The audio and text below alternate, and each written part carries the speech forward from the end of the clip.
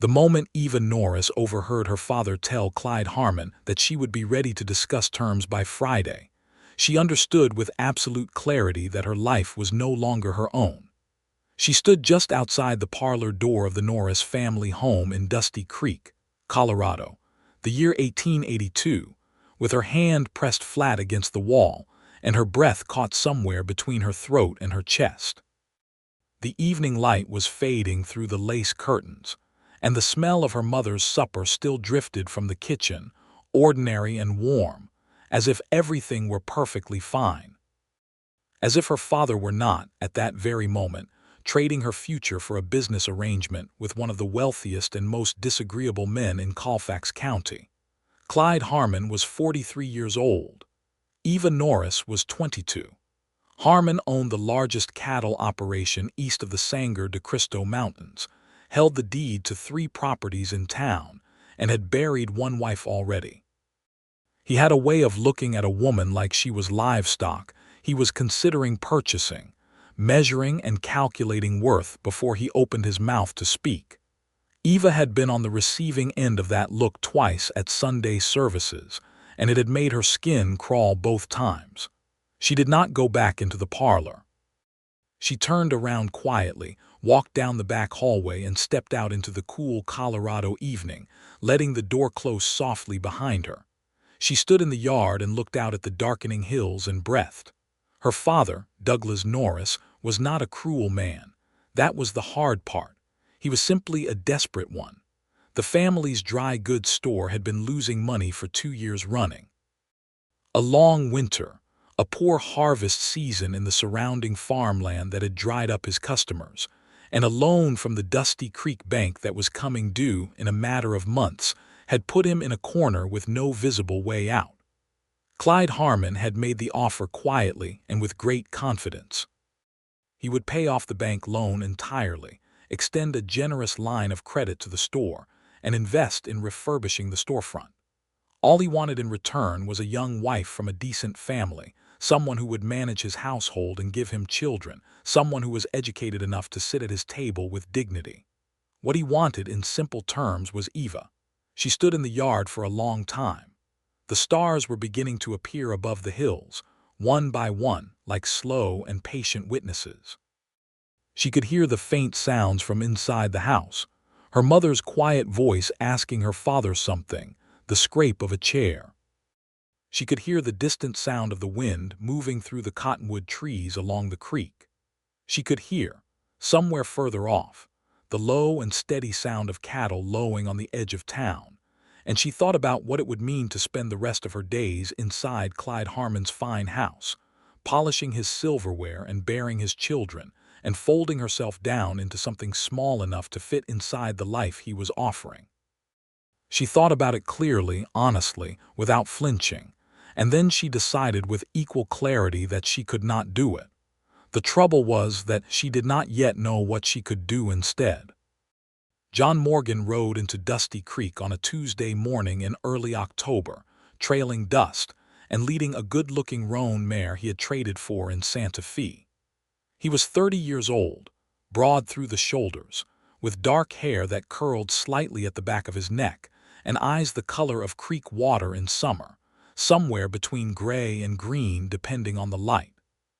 He had been working cattle drives since he was 17, and had saved enough over the past several years to put a down payment on a piece of land just outside of Dusty Creek, a modest parcel with good grass, and a reliable spring-fed creek running through the northern pasture. His plan was simple. He was going to build something. He was going to stop moving. He had heard about the land from a rancher he had worked for in New Mexico, a man named Patterson who had sold the parcel and moved north to Wyoming. Patterson had spoken well of Dusty Creek. Small town, honest people, good water, and enough open range around it, that a man with modest means and serious intention could make something of himself without being crowded out by the big operations that had already swallowed up so much of the territory. John had done his reading of the land office records before he signed anything, had ridden out to walk the property twice before he committed, and had paid the down payment in full from savings kept in a leather pouch sewn into the lining of his saddlebag. He was not a man who moved carelessly. He thought things through, turned them over, looked at them from different angles.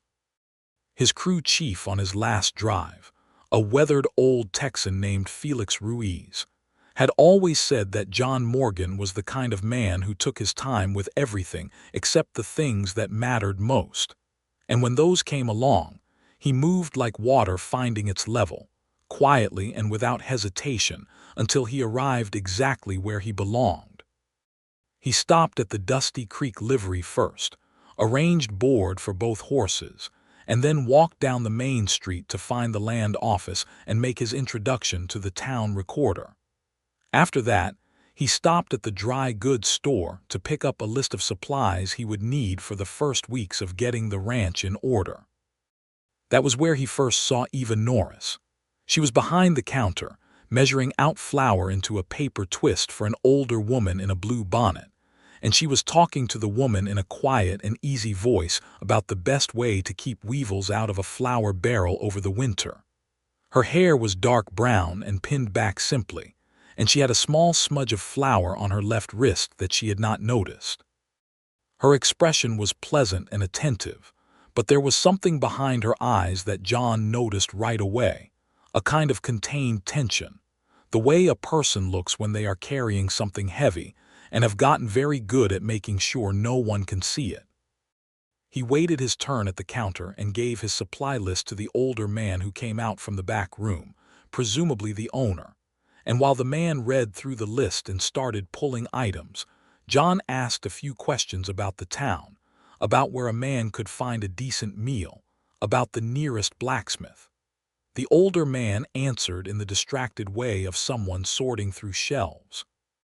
Eva, behind the counter, was helping another customer now, but John noticed her glance at him once, briefly, the way people look at someone new in a small town where new faces are still worth cataloging. He collected his supplies, paid, and left. He did not expect to think about her again. But that evening, eating supper at the Dusty Creek Hotel dining room, he ended up seated near a table of local men who were talking with the comfortable volume of people who have forgotten that others can hear them. And within 10 minutes of settling into his meal, he had heard enough of their conversation to understand exactly what was happening to the girl behind the counter at the dry goods store. One of the men, a cattleman named Briggs who wore a string tie and held his fork with the precision of someone who had recently learned table manners, was telling another man about Clyde Harmon's arrangement with Douglas Norris. "Harmon's been needing a wife ever since Margaret passed," Briggs said, cutting his meat with authority. "And Norris is drowning. It works out for everyone." "Does it work out for the girl?" the other man asked, and he sounded genuinely curious rather than troubled. "She's 22 and unmarried. She doesn't have a great many other offers standing in line," Briggs said. "Harmon's not a bad match. He keeps a fine house." "I heard she doesn't want it," the other man offered. "What she wants and what the situation requires are two different things," Briggs said flatly, and went back to his meat. John Morgan sat with his coffee and his supper, and listened to this with a feeling he could not immediately name. It was not his business. He did not know this woman. He had just arrived in Dusty Creek with enough on his own plate to fill the next several years without taking on anyone else's difficulties. But he kept thinking about the look he had seen in her eyes. That quiet, held tension. The way she had kept her composure and her courtesy even while whatever was pressing on her was pressing hard. He finished his supper and went to bed. He was up before dawn the next morning, out at the property, walking the fence lines and making notes on what needed doing first. The cabin on the land was small but solid, built from pine logs that had aged well. The roof needed attention in one corner, and the chimney wanted repointing, but the bones of the structure were good. He spent the morning doing an honest assessment of everything, and by noon he had a working list of priorities and a rough sense of the order in which things needed to happen.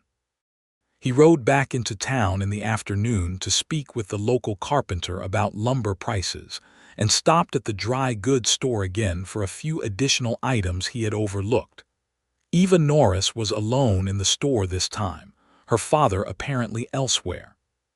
She looked up when he came in and recognized him from the day before.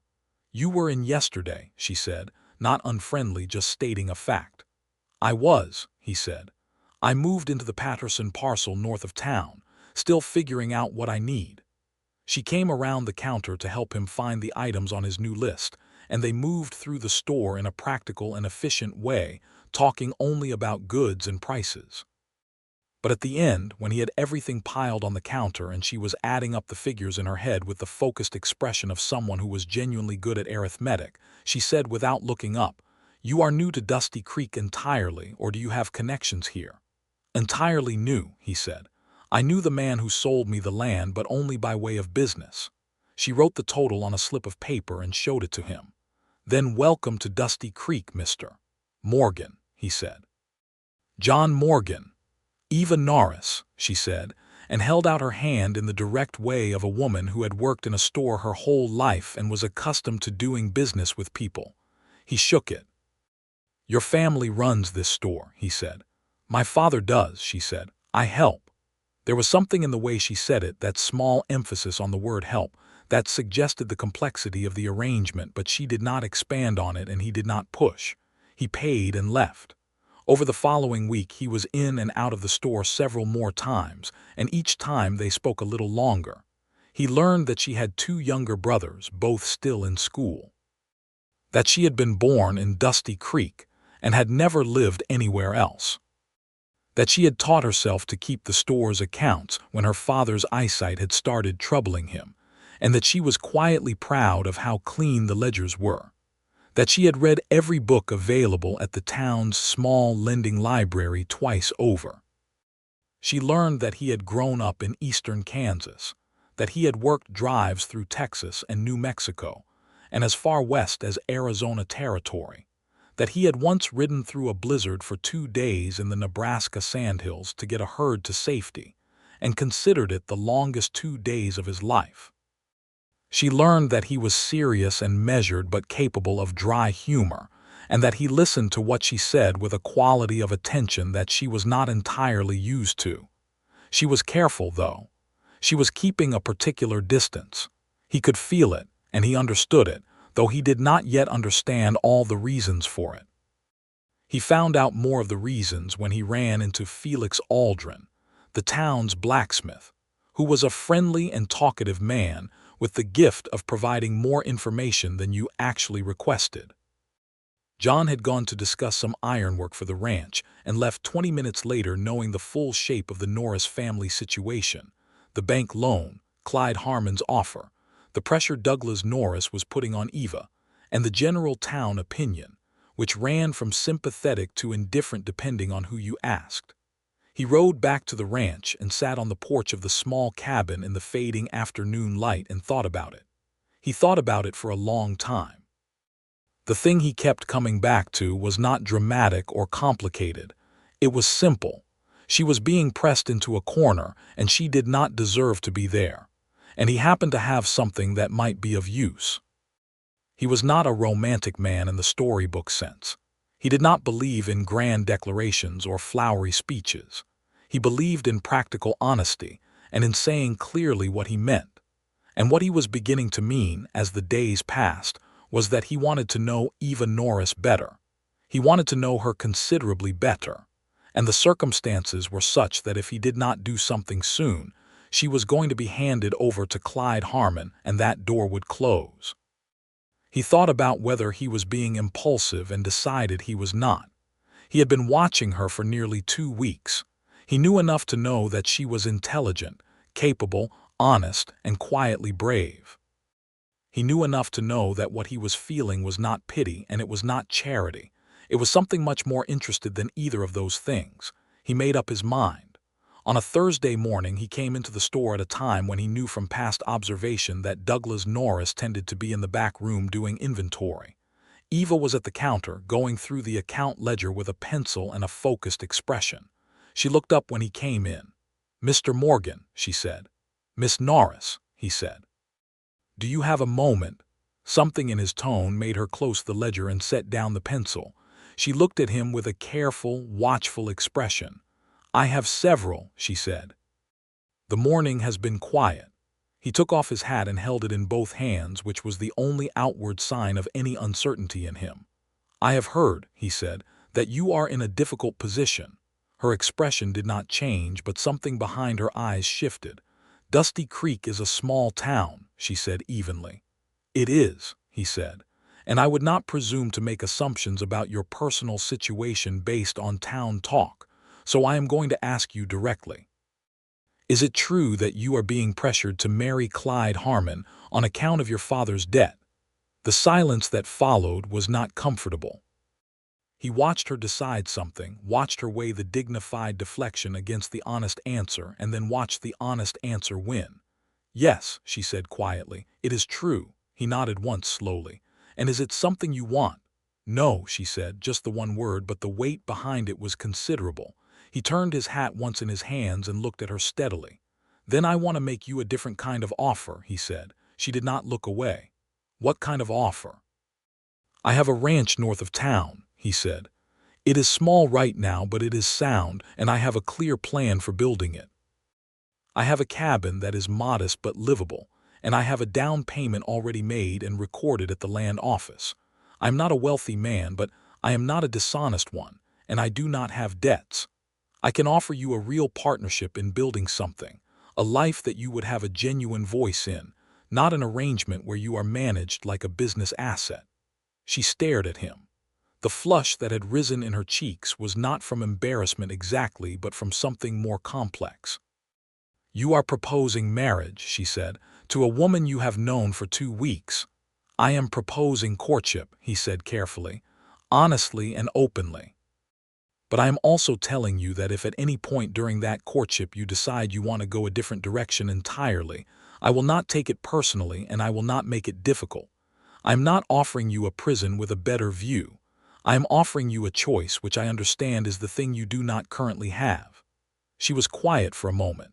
He could hear the sound of movement from the back room, her father shifting crates or organizing shelves. "Why?" she asked. It was a direct question, and it deserved a direct answer. "Because I think you are worth knowing better," he said, "and I think you deserve better than what you are currently being offered. And because I would be dishonest if I said there was nothing more than goodwill behind it. I find you interesting, Miss Norris. I have since the first day I walked in here." She looked at him for a long time without speaking. He waited.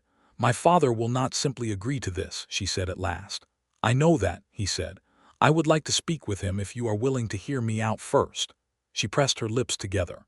"You are a stranger in this town. My father does not know you.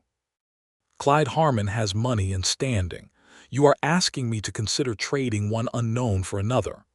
"I am," he said, "and I would not blame you for saying no, but I wanted you to know the offer existed, because it seemed to me that you should at least know you have options before anyone decides for you." Eva Norris looked at John Morgan for a long and measuring moment. She looked at his steady eyes, and his hat held patiently in both hands, and the quiet certainty in the way he stood, not pressuring, not leaning, just there, just waiting, in the way of someone who was genuinely fine with whatever answer she gave. "Come back this evening," she said. "After closing. My father will be here." He nodded. "I will," he said, put his hat back on and walked out. Eva stood at the counter for a full minute after the door closed, looking at the place where he had been standing. Then she picked up her pencil and opened the ledger again, but her eyes did not move along the columns. She was thinking. She had expected to spend her morning calculating the store's accounts. Instead, she had just done something considerably more complicated. She had opened a door. She was not sure where it led, but she was sure, with a certainty that surprised her a little, that she wanted to find out. John Morgan came back that evening at 6 o'clock. Eva had told her father, in simple and factual terms, that a man named John Morgan, who had recently purchased the Patterson parcel, wished to speak with him. She had not told him why. She had waited to see what her father would do with the information, and Douglas Norris, who was a cautious and tired man, had said that he supposed he could hear what the man had to say. Clyde Harmon was expected for supper on Friday. It was Thursday evening. Eva was acutely aware of the narrowness of the window. John arrived at the store promptly. Douglas Norris came out from the back room and looked at the tall young man with the composed expression and the direct handshake, and he did not immediately have his guard up because there was nothing threatening in John Morgan's manner. There was only a kind of quiet, settled purpose. They sat in the small room behind the store counter that served as a combination office and storage area, with a lantern on the table between them, while Eva sat near the door with her hands folded in her lap. John explained his situation clearly. He told Douglas Norris about the land, about the down payment, about his savings, about his 10 years of experience with cattle, and his plan for building the ranch up over the next several years. He was honest about what he did not have, which was immediate wealth and established standing. He was equally clear about what he did have, which was a solid start, good credit with the bank he had already spoken with about a ranch improvement loan, a clean record, and serious intentions. Then he said, "I am asking your permission to court your daughter, Mr. Norris. I am not asking you to give up anything. I understand you have a financial situation that needs addressing. I am not in a position to match Clyde Harmon's resources this week or next month. But I am asking you to give your daughter and me the opportunity to get to know each other properly before any other arrangements are finalized." Douglas Norris sat back and looked at him. He was a man worn thin by worry, with a good face and tired eyes. He was silent for a long moment. "She told you about Harmon," he said. "I heard about it around town," John said. "Miss Norris confirmed it when I asked." Douglas Norris looked at his daughter. Eva met his gaze without looking away. There was something in that look between them, complicated and full of history and love and the particular grief of a father who knows he is in the wrong but does not know how to get out of it. "I have a debt coming due," Douglas said, his voice quieter now. "Harmon's offer solves it." "I understand," John said. "I am not asking you to let the debt go unsettled. I am asking you to give me time. Not forever. A reasonable amount of time. Let me and your daughter get properly acquainted. If something comes of it and we decide to marry, I will find a way to address the debt situation. It may not be in one payment, but there are arrangements that can be made.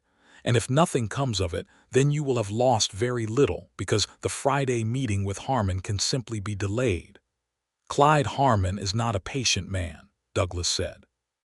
"Then perhaps Clyde Harmon is not the right man," John said, and said it simply, without heat, just as a statement of observable fact. Eva watched her father's face. She saw him struggling with it. She saw the point at which his love for her bumped up against his fear, and she watched with her breath held to see which one would win. "I need some time," Douglas said at last. "Let me think on it tonight." "That is fair," John said, and stood and shook his hand. He looked at Eva before he left. He looked at her the way someone looks when they are trying to communicate something without words, something like, "I meant what I said, and whatever happens, I hope you know that." She held his gaze for a moment, and then he was gone.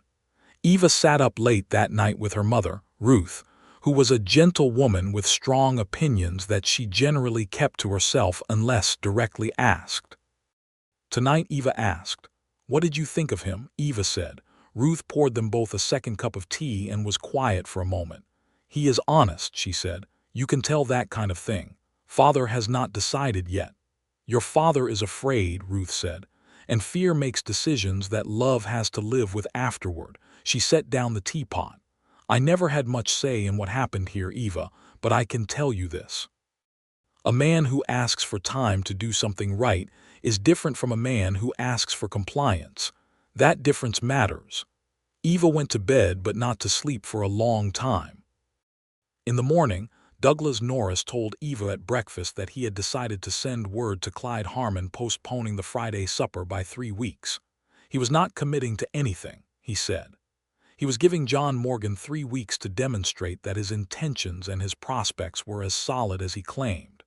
And he was giving Eva 3 weeks to make up her own mind, which was, he added quietly, something he should perhaps have offered from the beginning.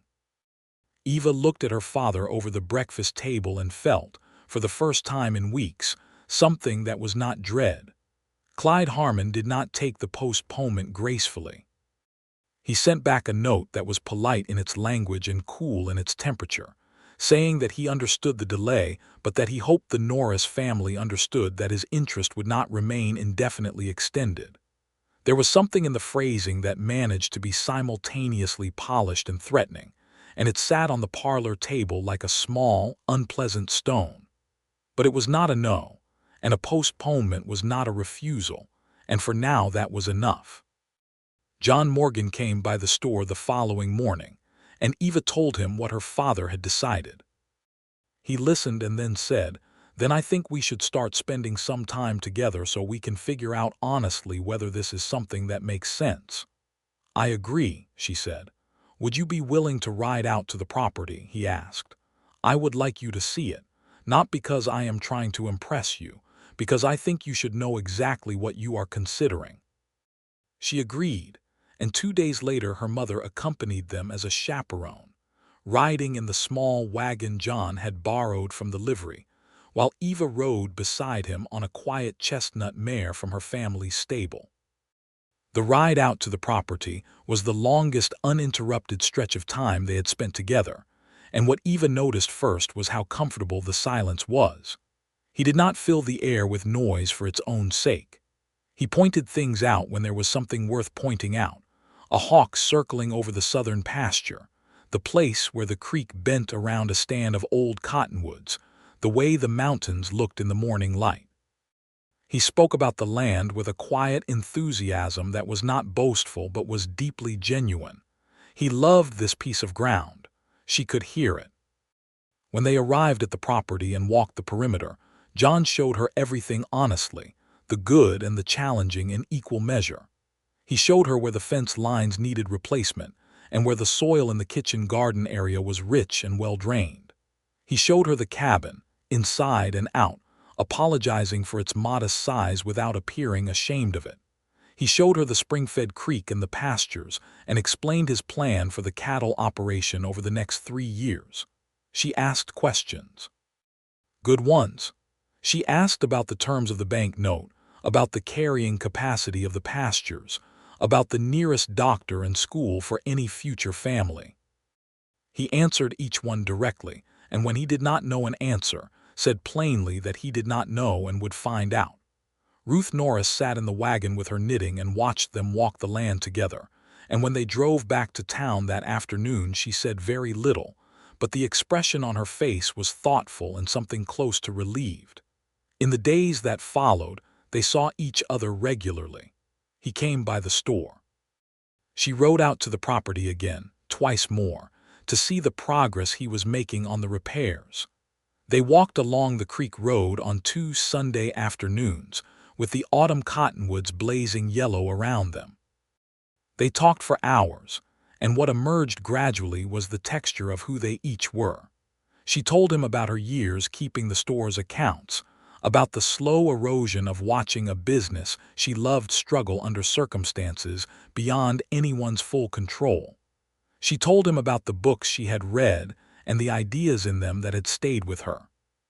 She told him carefully about the future she had imagined for herself before circumstances had narrowed it down to Clyde Harmon's fine house, a future with a voice in her own affairs, work that mattered, a life built beside someone rather than arranged around them.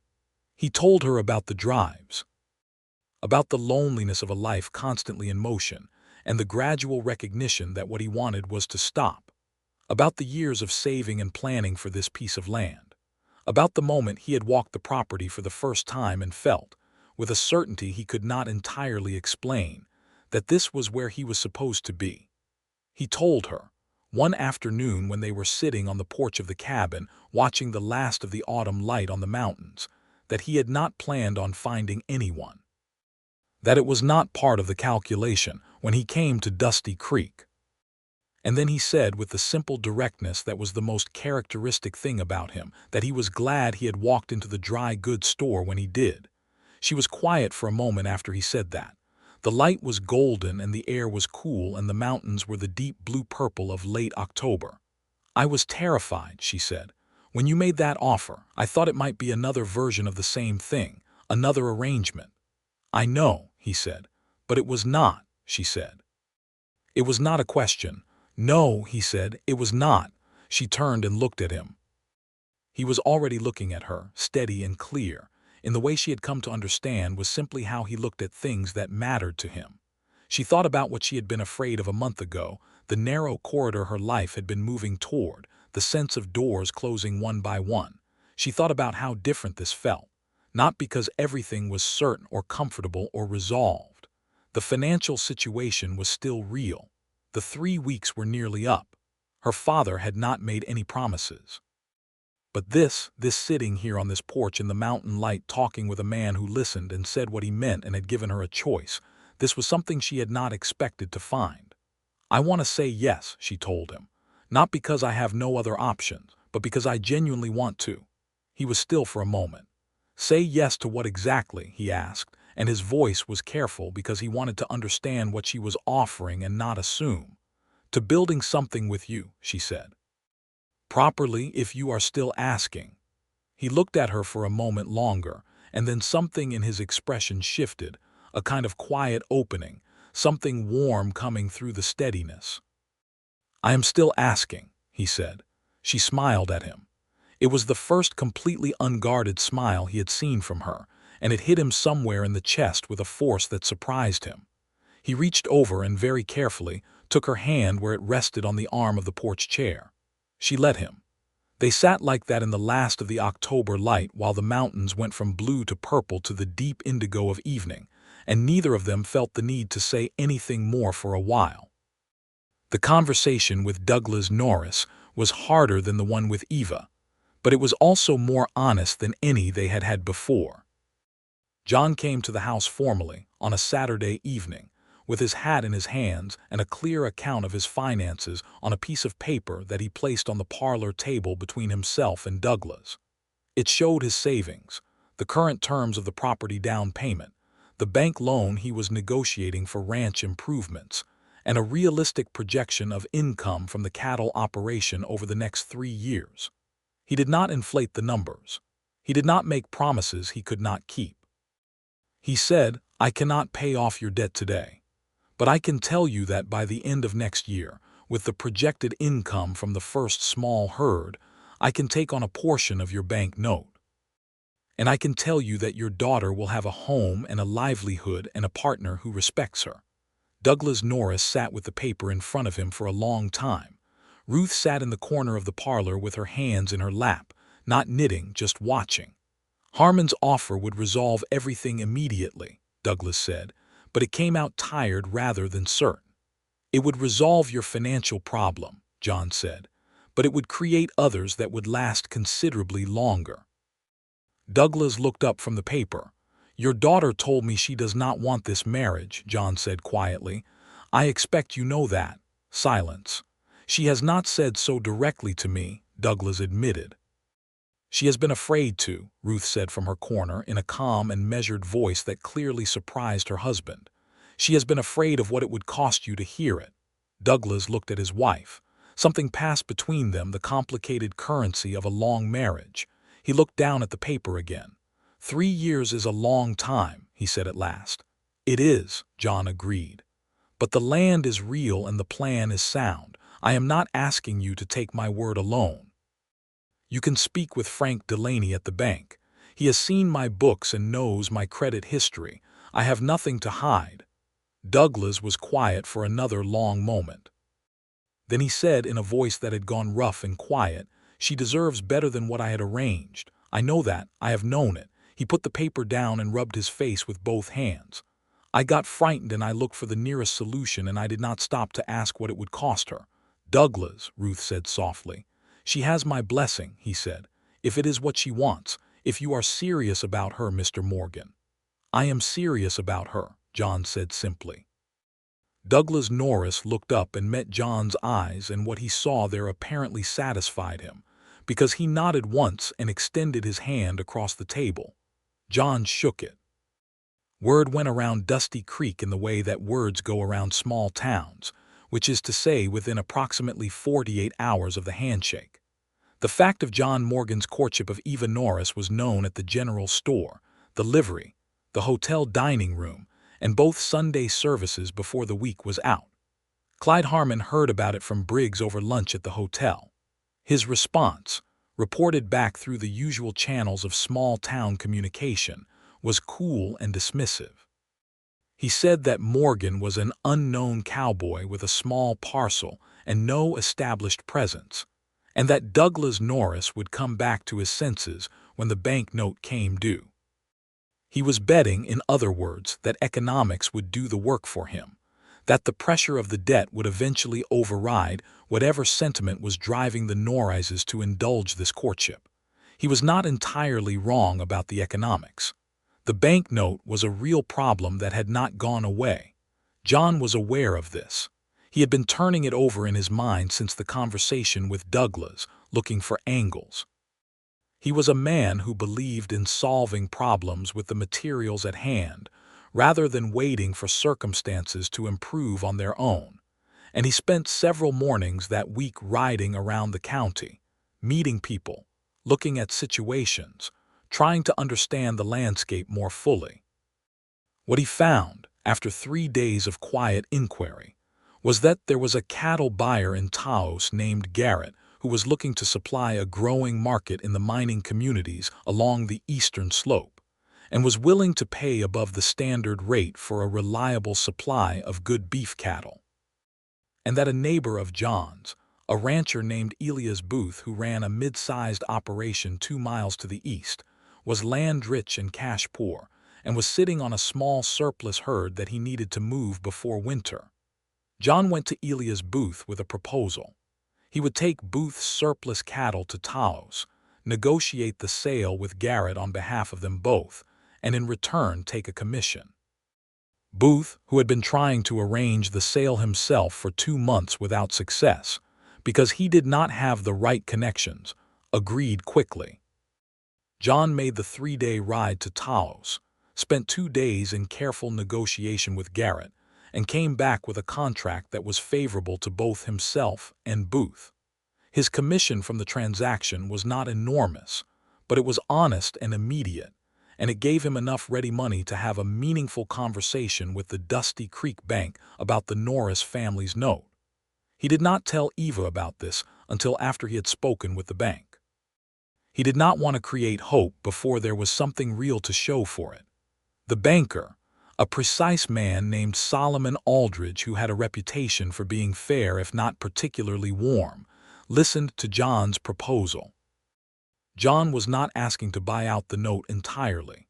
He was asking for a partial payment that would significantly reduce the debt and an extension of the remaining balance at a manageable interest rate, with the ranch's projected income as collateral.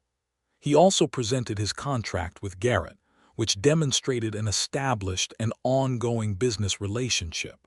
Aldridge was quiet for a while after John finished. He looked at the papers on the desk, the contract, the ranch projections, the statement of John's existing savings. "You are proposing to take on someone else's debt as part of a personal arrangement," Aldridge said. "That is unusual." "I am proposing to solve a problem that is preventing a fair outcome," John said. "I would call it practical rather than unusual." Aldridge almost smiled. He pushed the papers back across the desk. "I will draw up an amendment to the Norris note," he said. "Bring Mr. Norris in to sign." John stood and shook his hand. He went directly from the bank to the dry goods store. Eva was alone when he came in, sorting a new shipment of ribbon and thread that had come in on the morning stage. She looked up and saw something in his expression that was different from usual. "What happened?" she asked. He told her everything: the Booth contract, the Taos trip, the conversation with Aldridge. He laid it out in order and she listened without interrupting, following every step. When he finished, she stood very still for a moment. "You did all of that," she said slowly, "for my father's debt." "I did it for several reasons," he said. "One of them was your father's debt, but I will not pretend that was the only one. I want to build something with you, Eva, and that means I want to remove the things that are standing in the way of it being a real choice and not a forced one." She looked at him with an expression he had not seen from her before. It was not the careful, guarded look she had worn when they met. It was not even the warm and opening look she had worn on the porch that evening. It was something more direct than both of those, something that went straight to the point without apology. "I have been watching you," she said, "since you walked in here that first day. I thought you were careful and measured and honest, and I thought those things were good, but I wondered if they were enough. If being steady and sensible was the same thing as being worth giving your life to." He waited. "What you just described," she said, "is not caution. That is generosity. That is the kind of thing a person does when they care about something beyond themselves." She set down the ribbon in her hands. "I know I said yes on the porch. I know I meant it then. But I mean it more now. And I wanted you to know that."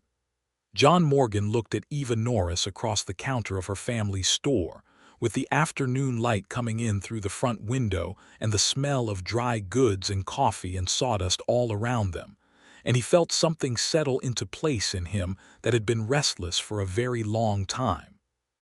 He came around the counter without asking and stood in front of her, and she looked up at him without stepping back. "I think," he said quietly, "that I have been moving toward this my entire life without knowing it." She reached up and put her hand flat against his chest, right over his heart just for a moment. Then she said, "Ask me properly." He did. He said it clearly and simply and without flourish, because that was how he said everything that mattered, and when she said yes, he kissed her just once, brief and honest and warm. Douglas Norris came in from the back room 3 minutes later with a crate of tinned goods and stopped dead when he saw his daughter and the young rancher standing together at the counter with a particular quality of happiness about them. He set the crate down carefully and said, "I take it there is something to celebrate." "There is," Eva said. "Also, you need to go to the bank and sign some papers." The engagement was announced formally the following Sunday after church, and the town's reaction was, like the town itself, mixed but mostly kind. The women who had known Eva since childhood were genuinely pleased. Several of the ranching men who had met John by now and taken his measure gave Douglas Norris a nod that communicated their approval. The few people who were inclined to gossip noted that it had all happened fast and speculated about the practical motivations, as gossips always do. Clyde Harmon said nothing publicly. He was seen leaving the hotel dining room at a faster pace than usual on the Sunday after the announcement, but that was the only visible sign of his reaction, and within a few weeks it became clear that he had simply moved on. He was a businessman above all else, and there was no profit in extended disappointment. The wedding was planned for December, after the first of the month, when the worst of the pre-winter work would be done, and the days were short enough that the whole town would welcome an occasion to gather. The weeks leading up to it were busy in the good way, the productive and purposeful way that comes from building rather than managing. John worked constantly at the ranch, with help from Elia's booth and a young hand named Carlos Reyes that he had hired on a part-time basis from the neighboring town of Arroyo. The cabin was winterized, the roof fully repaired, a second room added to what had previously been a single-room structure. Eva and her mother came out several times to help with the interior, and Eva spent 3 afternoons organizing the tiny kitchen into something that actually functioned, rearranging and adding shelves, and acquiring equipment with the methodical efficiency she brought to all practical problems. She and John were rarely alone during these weeks, always surrounded by work and family and the general business of preparation, but they found their moments. Evening walks along the creek road after supper, brief conversations on the store porch when he came in for supplies, the occasional hour on a Sunday afternoon on the cabin porch with coffee, watching the winter settle into the mountains. In those moments they talked about everything, about what they each wanted from the ranch, from the life they were building. They disagreed sometimes, not bitterly but genuinely, about things like whether to plant a kitchen garden immediately or wait until spring, about the best approach to fencing the north pasture, about how to balance the costs of improvement against the need to maintain a buffer against bad seasons. They worked through each disagreement the same way, laying out both positions honestly and then looking at the practical merits until they reached something they both actually agreed with rather than one of them simply giving way. Eva recognized this as something she had not fully anticipated about loving John Morgan. She had expected his steadiness and his honesty. She had not expected the degree to which he actually wanted her opinion. He asked what she thought and then listened with his full attention, not as a courtesy, but because he genuinely factored it in. It was, she thought, a more thorough kind of respect than she had seen between most husbands and wives, and she was grateful for it in a way that went deeper than she knew how to express. She tried to express it one evening when they were sitting on the porch, both of them with mugs of coffee going cold in their hands because they had been talking too long to drink them. "I was afraid," she told him, "that even the best version of marriage would mean becoming less somehow, less of a person, less of myself." He looked at her. "You make me more," she said. "I did not expect that." He was quiet for a moment, then he said, "I hope you know that you do the same for me." She smiled. "I am glad we found each other before I got locked into a life I did not want." "So am I," he said. "I think about that sometimes, how close it was." "Do not think about that too much," she advised. "No," he agreed. "Better to think about what is ahead."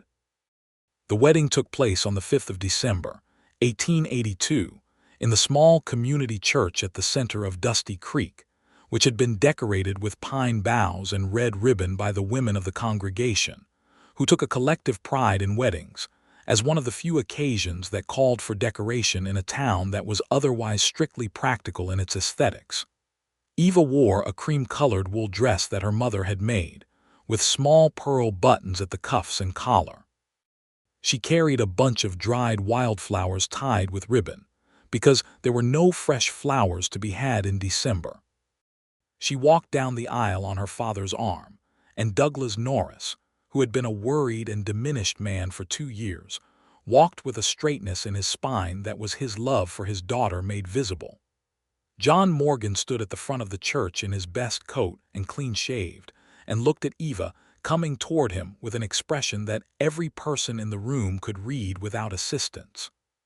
Carlos Reyes, standing up as his best man, leaned over at one point and whispered something that made John almost smile, and later Eva would find out that Carlos had said, "You look like a man who cannot believe his own luck," and that John had whispered back, "I cannot." The vows were the traditional ones, and they said them clearly and straight to each other, without looking away.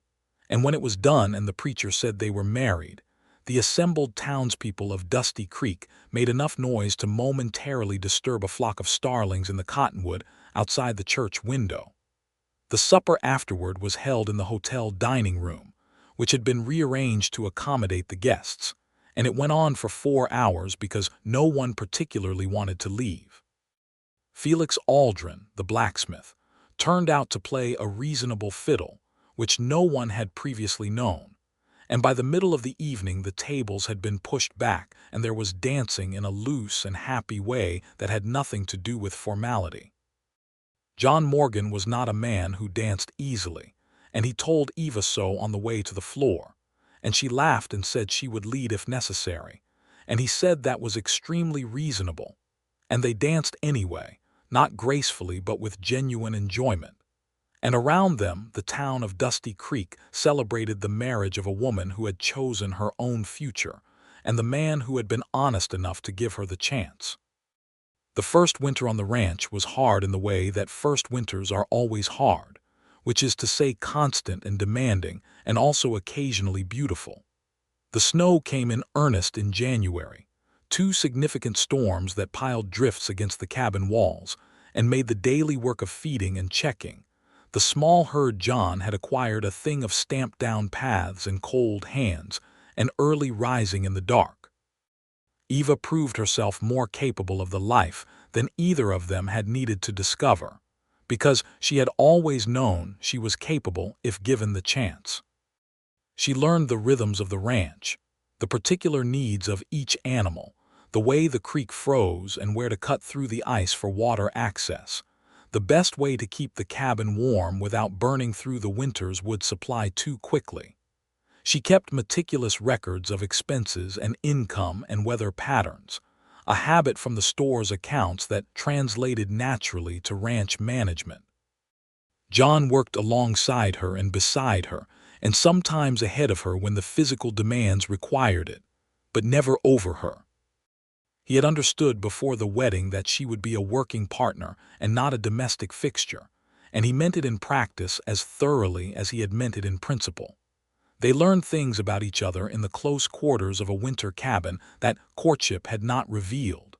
She was a morning person who woke before dawn and was at her sharpest in the first 2 hours of the day.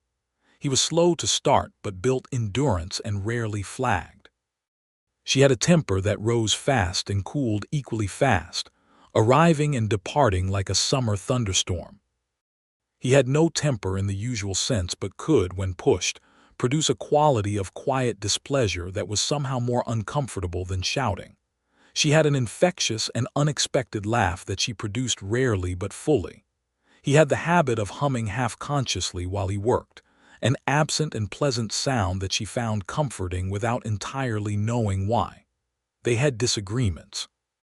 Real ones, not the small friction of adjustment but the genuine variety that come from two people with strong minds and real opinions sharing a life. The most significant, in that first winter, was about the pace of the ranch expansion. John wanted to move carefully, to keep the operation small enough that one bad season could not break them. Eva pushed for a more ambitious spring plan, pointing to the Garrett contract and the clear demand for reliable beef supply as evidence that moving too slowly would cost them income they needed.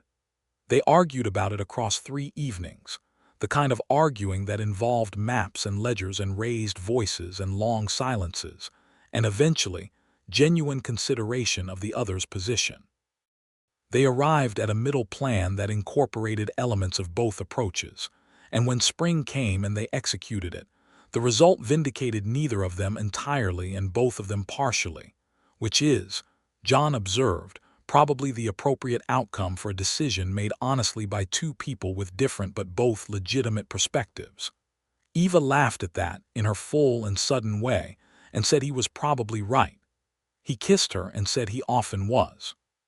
She said he was also frequently wrong and she would provide examples. He said he would be interested to hear them. She provided them. Spring came the way springs come in Colorado, slowly and with reversals, but it came, and with it the expanding work of the ranch and the first significant return on the Garrett contract. Carlos Reyes came back full-time in April, and by May they had hired a second hand, a steady young Navajo man named Thomas Runningwaiter, who had been working for Elia's booth and was looking for a position with better prospects. John hired him without hesitation, and Eva, who had been thinking about the injustices of the territory's treatment of the indigenous people with increasing discomfort, was glad of it. Thomas was skilled with horses in particular, and proved invaluable when they began working with a small string of ranch horses through the summer. Eva also began doing something she had not anticipated, but that grew naturally from her accounting skills and her connections in town. She started helping other small ranchers and farmers in the area with their books and records, families who could not afford a formal accountant and whose business decisions were hampered by unclear records. She charged very modestly, sometimes taking payment in trade goods or labor rather than money. It was not a large thing, but it grew steadily, and it gave her a presence and a role in the community beyond the ranch itself that she found deeply satisfying. John watched this develop with a quiet pride that he expressed by occasionally telling people, entirely unprompted, that his wife was the most organized mind in Colfax County, an assessment that several of those people, having observed her in action, did not dispute. The dry goods store stabilized through the spring, helped by the reduced burden of the bank note and by a quiet upturn in the local farming community as a better growing season came in. Douglas Norris's back straightened another degree. Ruth Norris came out to the ranch for supper on Sunday afternoons and helped Eva in the kitchen garden she had planted along the south side of the cabin in April. And those afternoons had a quality of ease and happiness that Douglas, sitting on the porch with John discussing cattle and weather and local politics, could feel from across the yard. One Sunday in July, after supper, Eva came and sat beside John on the porch steps while her parents said their goodbyes inside. The summer evening was warm, and the mountains were lit with the last amber of the setting sun, and the air smelled of grass and pine, and the faint sweetness of the kitchen garden.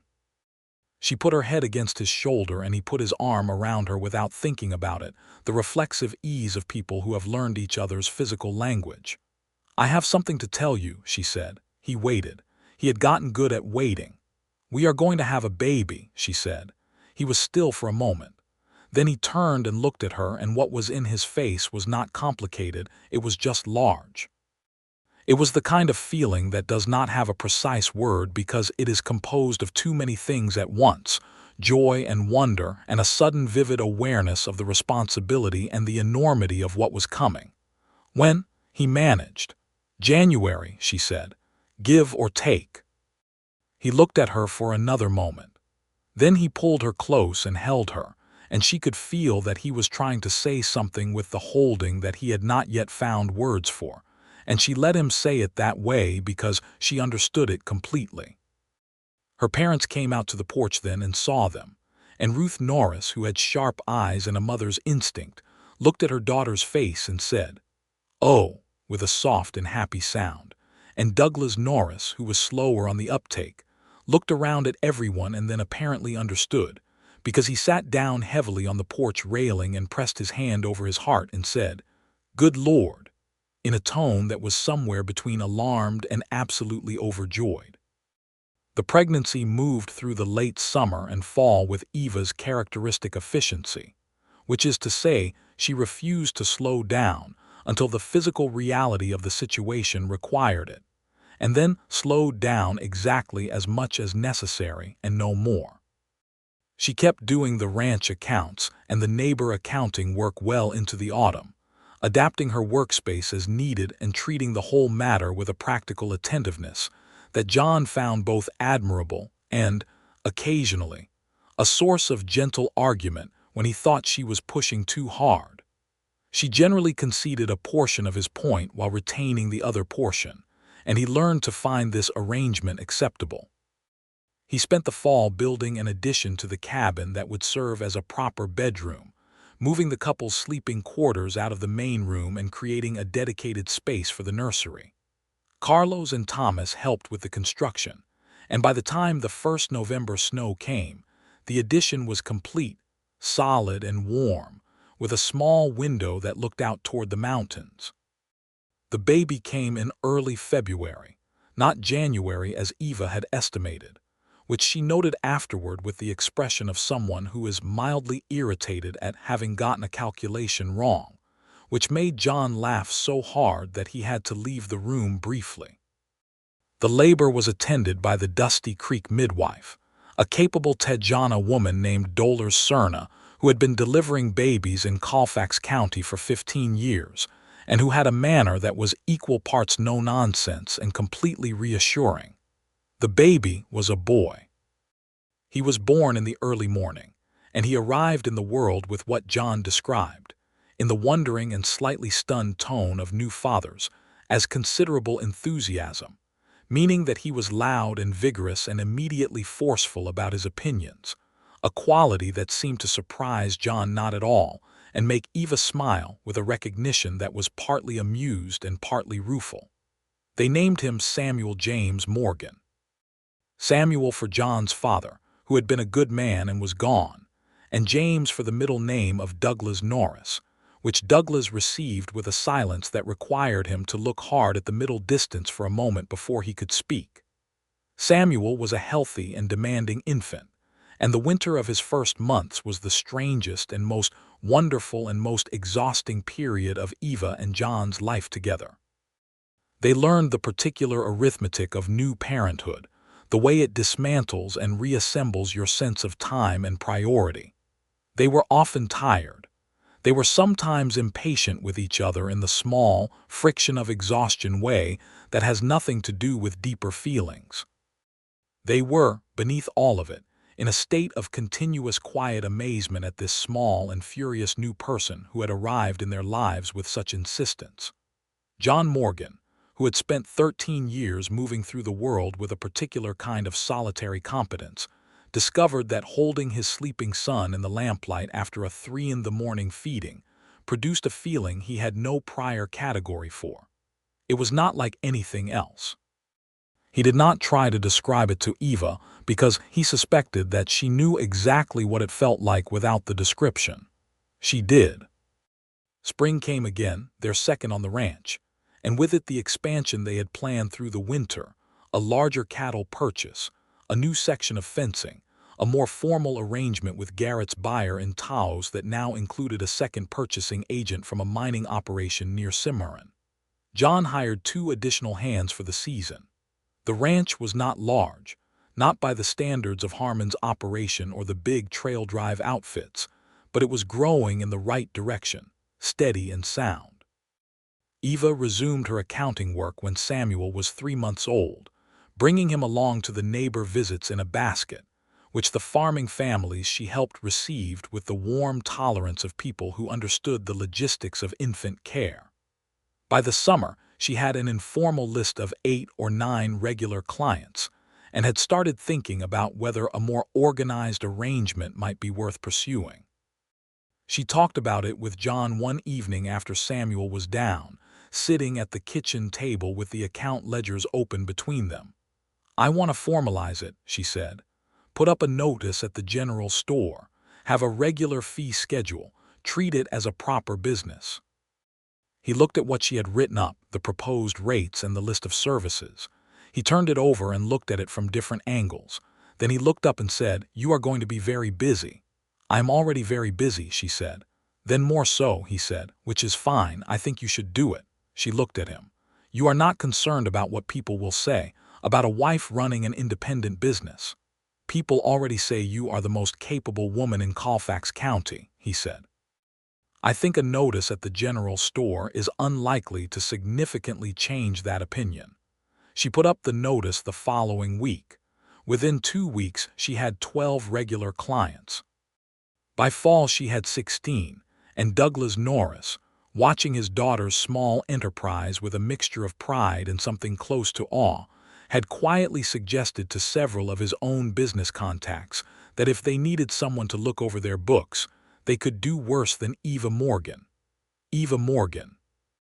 She had been Eva Norris for 22 years and Eva Morgan for 1, and she found that she wore the name the same way she wore the life it was attached to, fully and without reservation, because it was hers in a way that she had chosen clearly and kept choosing every day. The town of Dusty Creek had settled into an opinion of John and Eva Morgan that was generally warm and specifically respectful. John had established himself as a reliable and fair presence in the ranching community, the kind of man other ranchers came to when they needed a second opinion or an honest assessment.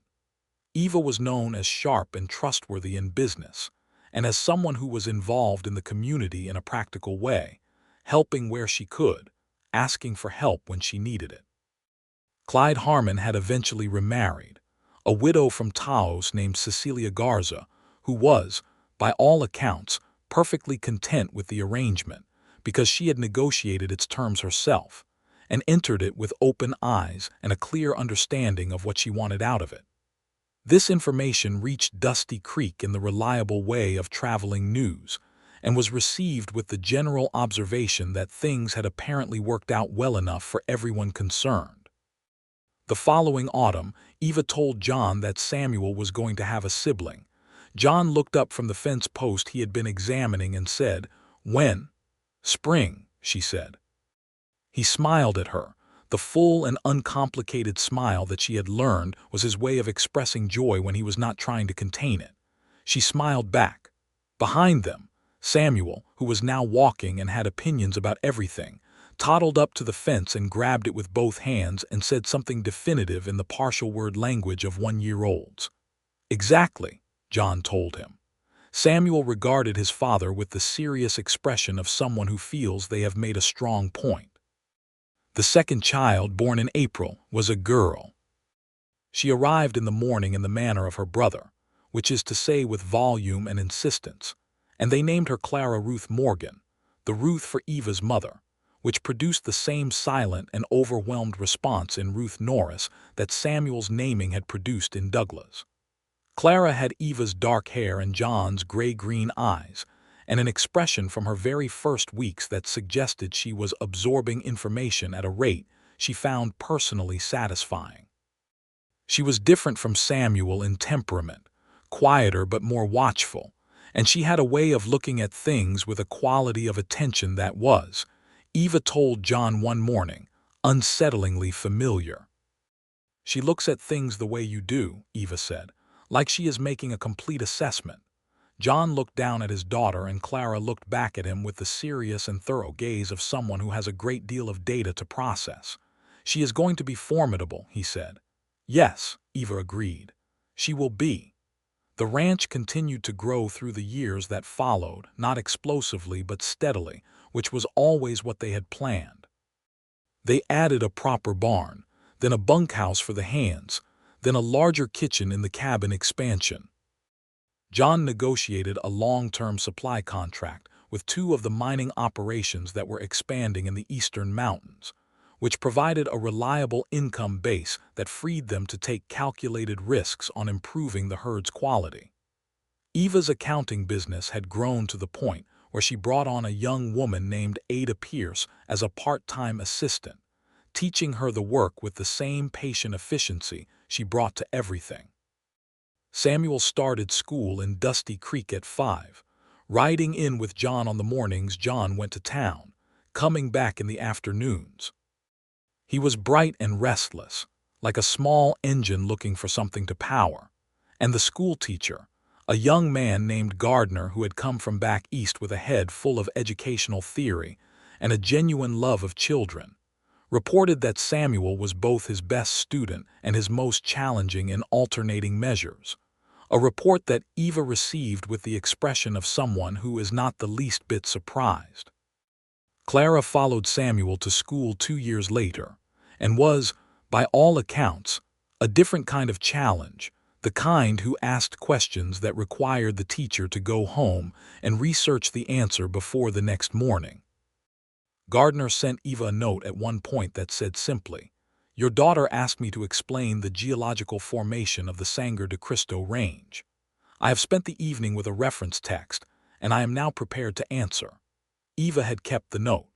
The year that Samuel turned 7 and Clara turned 5, Douglas Norris's eyesight, which had been troubling him for years, deteriorated to the point where he could no longer manage the store's accounts or do the fine work of inventory management. He and Ruth had been talking about what came next, and the conversation that resulted included the whole family around the large kitchen table at the ranch on a Sunday afternoon. They talked about it the way the Morgans talked about everything, honestly and from all angles. The conclusion they reached was practical and good. Douglas and Ruth would move into a smaller house in town, one that Douglas could manage easily, and that was close enough to the store for him to be present without needing to do the detailed work. Eva's accounting work included the store's books already. A young man from town who had worked at the store part-time for 2 years would take on more hours as a manager. The arrangement was not perfect, but it was real, and it honored what the store had been to the Norris family, without requiring anyone to run themselves past their capacity to continue. On the evening after that conversation, Eva and John sat on the porch of the cabin, which was larger now, with a proper railing and 2 wooden chairs and a view of the valley that opened to the south between the mountains. The children were inside with their grandmother. The summer evening was long and warm, and the sky above the mountains was the particular deep blue of a clear Colorado night coming on. "I have been thinking," Eva said. "About what?" he asked. "About how different everything is from what I was afraid of 5 years ago in October, when I was standing in that yard behind the store, listening to my father make arrangements about my future." He was quiet, listening. "I was so afraid," she said, "not of any one thing, just of the shape of it, of being put into a life that did not fit me, of becoming smaller and smaller until there was nothing left to recognize." "I know," he said. "And instead," she said, "I am more myself than I have ever been. That is not something I know how to account for entirely. I do not think I would have believed it was possible then." He looked over at her. She was looking out at the valley, and the evening light was on her face, and she had the expression of someone who is truly at peace with where they are, which is different from contentment and different from happiness, though it contains both. "It is a deeper thing, a settled and certain thing. You gave me a real choice," she said. "That first day at the counter, that was what changed everything." "You made the choice," he said. "I just made sure you had one to make." She reached over and took his hand, threading her fingers through his in the easy way of people who have spent years learning each other's hands. "I love you," she said. "I do not say it lightly, and I do not say it by habit. I say it because I mean it every time." He looked at her for a moment. The easy things were the ones he was sometimes slowest with, not because he did not feel them, but because he was careful with them, because he wanted the words to carry the weight they deserved. "I love you," he said. "You are the most remarkable person I have ever known." She squeezed his hand. Inside the house, Samuel's voice rose in protest about something, and Clara's voice answered with calm authority, and Ruth Norris could be heard intervening with the particular practiced tone of a woman who had been managing similar dynamics for decades. Eva and John looked at each other, and both of them were smiling. "She will be fine," Eva said, meaning Clara, meaning that her daughter had the situation in hand. "I know," John said. "She generally is." The stars were appearing now, one by one, over the mountains, the way they had appeared over those same mountains on the night Eva had stood in the yard behind her family's store and looked up at them as witnesses. They were the same stars, patient and permanent.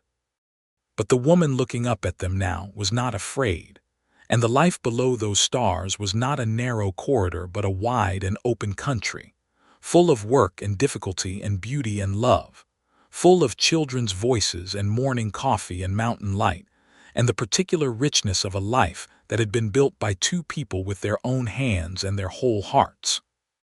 Douglas Norris lived for another 12 years after the move to the smaller house, long enough to see Samuel start working the ranch alongside his father in earnest, and to see Clara, at 15, demonstrate the capacity for accounting that was already clearly going to surpass her mother's.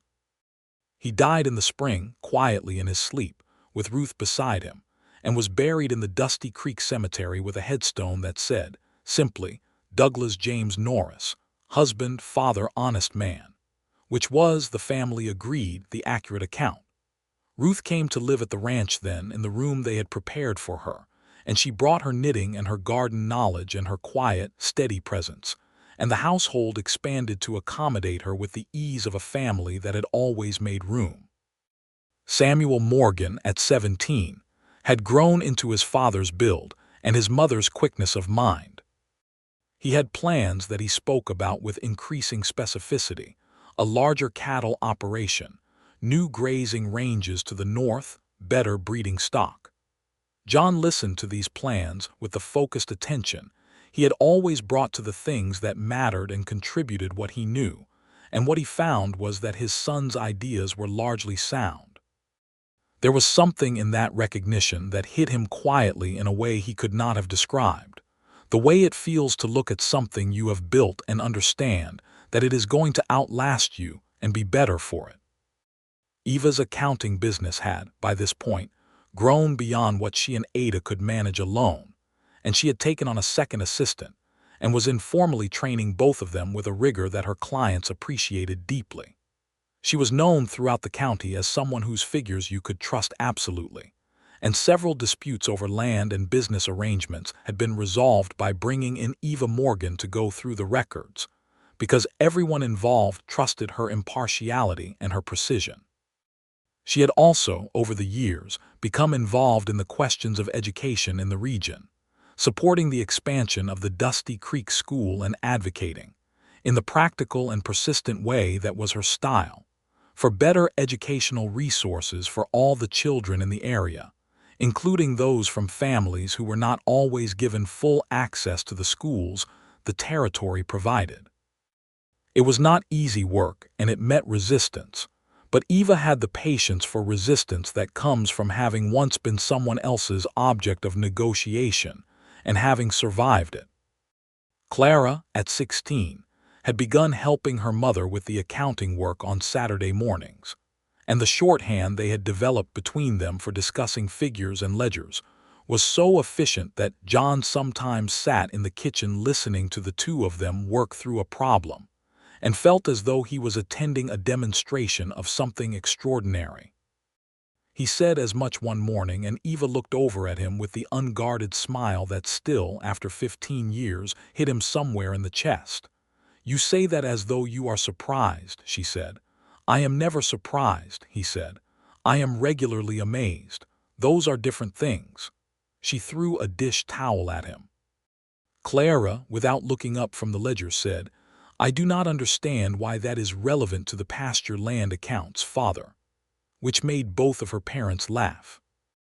On a Sunday morning in October, 15 years after John Morgan had ridden into Dusty Creek with a roan mare and a down payment and a list of supplies, Eva stood on the porch of the ranch house that had grown, room by room and year by year, into a genuinely large and warm and comfortable structure on the land that the spring-fed creek ran through. The mountains were the same mountains. The cottonwoods along the creek were the same cottonwoods, larger now. The light was the same October light that had been on her face the afternoon she and John had sat on the first small porch, and she had told him she wanted to say yes. The sounds of the household moved around her: Samuel's voice from the barn, Clara's from inside the house, Ruth's soft humming from the kitchen. John came out from the side of the house where he had been looking at a fence post that needed replacing, and saw her standing there looking at the mountains, and came and stood beside her. He did not say anything. He stood with her and looked at what she was looking at, and after a moment he put his arm around her shoulders and she leaned into him, and they stood that way, looking at the mountains in the October light. After a while she said, "Do you remember when you came into the store that first day?" "I do," he said. "You had flour on your wrist." She looked up at him. "You noticed that?"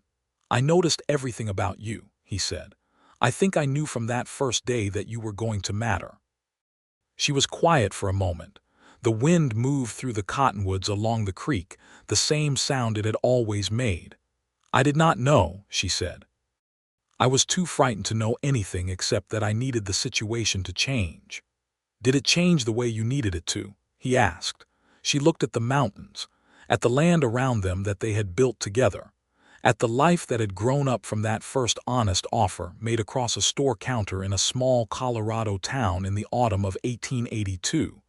She thought about the woman she had been then, careful and frightened and determined. She thought about the life she had now, that was wider and richer and truer than anything she had allowed herself to imagine in those frightened days. She took his hand. "It changed in ways I did not have the imagination to need," she said. "It turned out better than I knew how to ask for." He pressed a kiss to the top of her head, and she felt the warmth of it all the way through. Behind them the door opened and Clara came out with 2 mugs of coffee and set them on the porch railing and said, with the efficiency of someone who has assessed a situation and identified the practical response, "You look like you have been standing there long enough to get cold." "We are fine," Eva said. "You will be warmer with coffee," Clara said, with the implacable logic of a 16-year-old who has inherited the best of both her parents, and went back inside. John picked up both mugs and handed one to Eva, and they stood drinking the hot coffee in the October morning light, with the mountains ahead of them and the sound of their family around them, and the whole long, good, honest life they had built together laid out in every direction as far as they could see. It was, Eva thought, exactly enough. It was, in fact, considerably more than enough. It was everything.